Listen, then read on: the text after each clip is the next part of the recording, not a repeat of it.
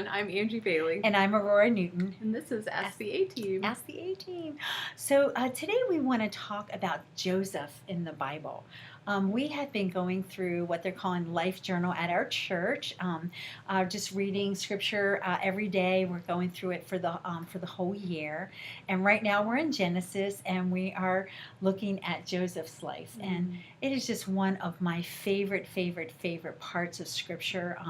And going through it again, I don't know how many times I've read that, seen Joseph, King of Dreams, the animated version of it. One of my favorite songs is in there. You know better than I. You know the way. Anyway, just love the story. Gonna bust out in song dance. I really thought about it, right? But it is. It's like I love the account of Joseph's life, and there's so many things that we really don't see. I've heard teachings on things like Joseph was haughty and arrogant. That's why he shared his dreams that he had with his brother and his father. And, I haven't done a word study on told, but there's like one sentence in there that says that in scripture about Joseph sharing that dream, and he was 17. And I think it was more immaturity. Exactly. When I was excitement. 17, Oh my God. I had this crazy dream. I do that now. I do that now. Yes. We're like, oh, hey, Angie, I had this crazy dream. Oh, you know what? And I you did share too. what God Yeah. is like, this revelation, and this something that He's given you to do, and everybody else is like, wow. Oh, wow. Who do you think you are? But you know what? Really, that's the feeling that I get. Whether it's right or not, that's the feeling that I get from Joseph. Well, today I was reading and just praying through it, and I just really felt like there was this uncovering, just those little nuggets that you get.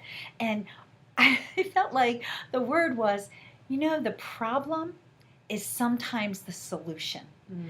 The problems that Joseph had were actually leading up to the solution for famine in really the whole area for saving Joseph's family. And I felt like that was such a word for all of us, that the problems that we're in, and we've talked about this before, like tragedy to triumph, but the problems that we can be in can really be the solution to what our destiny holds. Absolutely. Yeah, and so that was such a word for me today, because it's been a pretty long journey. Right. And there's been some pretty interesting things that have happened and some problems that I've encountered. Yeah. But when I look back on them, those problems and those things that I have encountered have really birthed something even more amazing and more miraculous.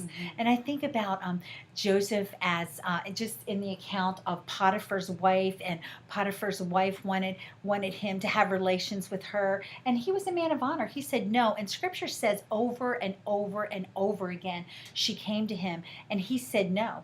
And in a last-ditch effort, he was like, no, and runs out and left his coat behind. And she takes his coat, and the rest is history. She shows it to Potiphar. Potiphar throws him in jail. It's the thing that, Yeah, so he has this new problem from all the other problems he had. He's in jail.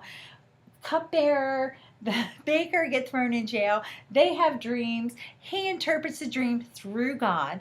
It was definitely through God, and he's very clear on that too. No, I can't interpret them, but God can.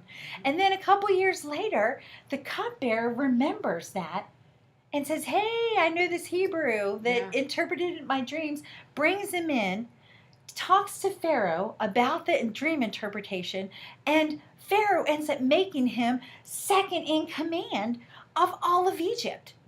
I mean, like, how does that even happen?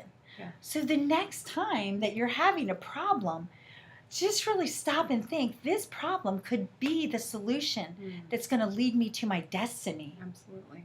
Yes. I get passionate about this. Seriously. No, it's a fantastic story. And one of the things that sticks out to me is not only holding on to those promises that God has given us, not only in His Word, but to us personally, of things that He's going to do in our lives and things that He's going to use us to do.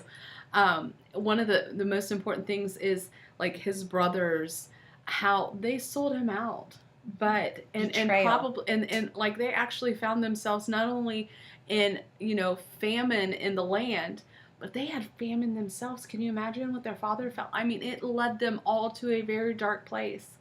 But then when Joseph got where he was going in his time of leadership and actually being that star that the Lord had shown him, the brightest Right. from the very beginning. And then he was able to show forgiveness to the very people, so sometimes those people that aren't encouraging, they're bringing famine upon themselves. And so it's so important for us to remember that forgiveness and that love, that calm, that say, you didn't encourage me, but here I am now, and you're in this personal famine. Now let me share with you what God has given me, the provision that God has given me. Let you be a part of that. And it's so beautiful because it's so contrary to what the world, Yes. the What world would say, well, yeah. look at me now. Yeah. You were so wrong about me. Yes, wait till I get in that position. Exactly, and that's not at all the Father's heart. No, it's so not. yeah, so good. Wow, yeah, Yeah. it's a great account. Yeah. Just and so many nuggets in there.